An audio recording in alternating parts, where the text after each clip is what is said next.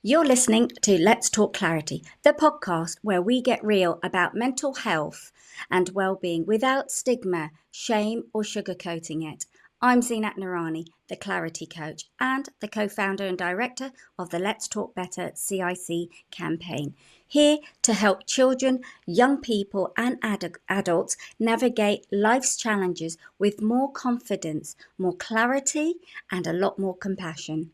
Now, in our last episode, I had the absolute pleasure and privilege of speaking with Dr. Frederick Schiffer.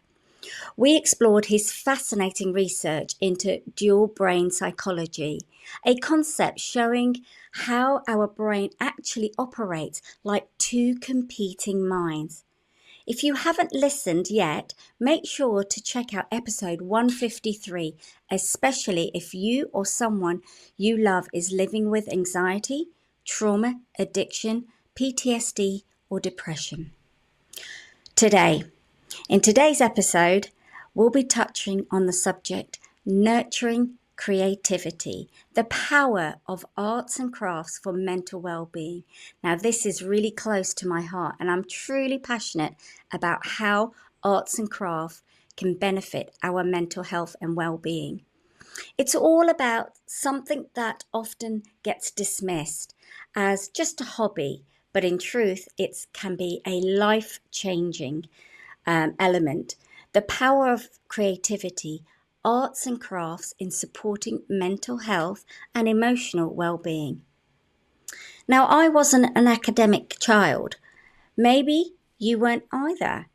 I didn't always thrive in classrooms filled with numbers and tests and scores, but give me a paintbrush or a charcoal or a crayon, a box of mixed up scraps, or just a piece of plain paper, and suddenly I could breathe, I could express, and I could feel seen. So today, I want to explore how creativity supports neurodivergent minds and different learners, why creative expression is essential, not optional, for mental health, the physical and cognitive benefits of hands-on creativity, and most importantly, how you, yes, you, can reclaim or nurture creativity in yourself or your children. And you don't have to be an artist or a craftsperson. So let's dive in. Why creativity matters for mental health. Let's begin with a powerful truth. Creativity isn't just about making something beautiful. It's about making meaning, your own meaning. It's meaningful to you. In a world full of noise, pressure, and performance, creative expression gives us space to feel. It offers an outlet for emotions that words can't always express or reach. Whether it's a child scribbling wildly with crayons or an adult quietly knitting on the sofa, there's therapy in those moments, the mindfulness of it all. Now, scientific studies shows that engaging in arts and crafts significantly lowers your cortisol, our main body's stress hormones. When we create with our hands, drawing, painting, crafting, our brain shifts into a more relaxed state, almost meditative. And here's a thought-provoking question for you to think about. When was the last time you made something just for the joy of it? Not for productivity, not for profit, but for peace. Now, Dr. Kathy Malchidori,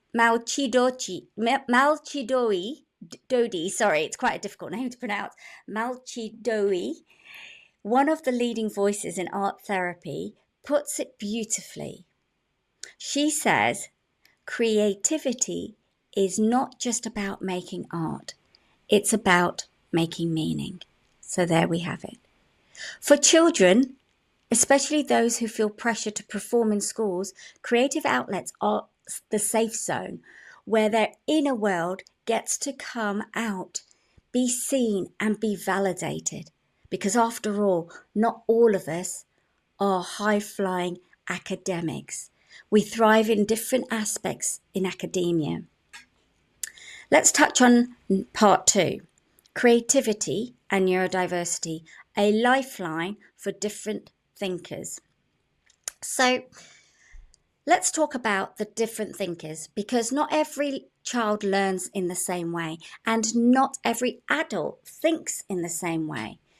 The neurodivergent individual, those with ADHD, autism, dyslexia, and more, the education system can feel like trying to fit in a square peg into a round hole.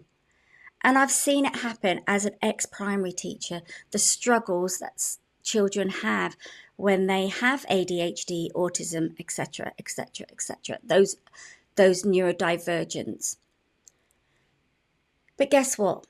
Creativity doesn't ask for them to conform.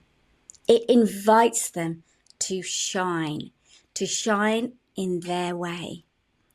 The textures in the painting or the clay work soon soothing sensory input. Music. Yes, music can regulate attention and soothe emotional overwhelm. I mean, think about how we feel when we listen to different types of music and when we play instruments, or even just have a go at instruments. I'm not saying you've got to be a musician, but just think of how the music can regulate attention and soothe your emotional state of mind. Structured crafts like beading or model making support focuses, and it also works on those fine motor skills. Now, Albert Einstein struggled in school, as we know, many of us. He found language and structure very difficult, but his imagination was limitless. Leonardo da Vinci, another brilliant mind, was likely dyslexic, but his artistry and invention changed history. Now think about this. Are we measuring intelligence by outdated standards and missing the genius in our children and within ourselves? Creative expression levels the playing field. It says you don't need to be the best at math or grammar to create something meaningful. The next one is physical and cognitive benefits of creativity. Don't just feel good, right? Creativity doesn't just feel good. It's good for us all, mentally and physically and emotionally. Fine motor development. Arts and craft improve hand-eye coordination and dexterity, especially important for children, young children, and older adults. Problem solving, choosing colours, solving design challenges, or following patterns boosts that cognitive flexibility. Brain chemistry. Engaging in creative tasks activates the reward system in the brain, releasing dopamine, the feel-good chemical. And there is immense research how arts and craft and creativity can help those suffering from dementia as well. So there is so many benefits for so many people under different circumstances. That's why creative therapy is often used in recovering settings for people healing from trauma, addiction, or burnout. It allows the body and the mind to reconnect gently without any pressures and then within your own time. Think about this. When was the last time you gave yourself permission? So giving yourself permission to play, not as a parent or a professional, but just as a person who deserves to feel joy. The next thing I want to touch on and talk about is how to nurture creativity in children and adults. Here's where we get practical. So first, let's squash the myth. Creativity is not about being good at art. It's about expressing something personal and honest. It's about connecting with yourself and with others. So for children, provide an open-ended materials available that can be available to them, like paper, glue, buttons, strings. No. How-to instructions. So what I'm saying is, provide them with all of those, but do not provide them how-to instructions. Just let them explore, like they did when they were in nursery school, in reception, the outdoor playing where they have sand, water, art, paint, building blocks. Let them explore. It's about letting the imagination just flow and go wild. Focus on the process. So ask, how did that make you feel? Instead of, what is it?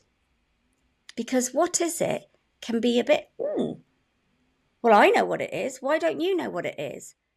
So it can set them back a bit on their confidence. So ask them how it made them feel whilst doing the painting. What do they love best about what they've drawn or painted or made? So embrace the mess of creativity. Creativity is messy, and so is growth. Okay, and I've learned that the hard way because I wanted everything to be clean and spotless and the perfectionism in me. But you know what? I've learned over time that getting messy is fun. It really is. And it is part of the growth. Now, if we're talking about adults and teens, try and reconnect with old hobbies. Did you love photography, doodling, writing poems, etc., etc.? Start again. Go back to that. Try mindful activities, adult colouring books, journal prompts, or poetry classes, or pottery classes. One of my things that I want to do this year is do pottery classes. And I'm talking the real traditional pottery wheel classes, the Patrick Swayze and the Debbie Moore kind of thing. But yes, no, because there is a sensation about that. And again, it's about getting messy, and it's that texture. Of course, if you don't like certain textures, it's about finding what works for you.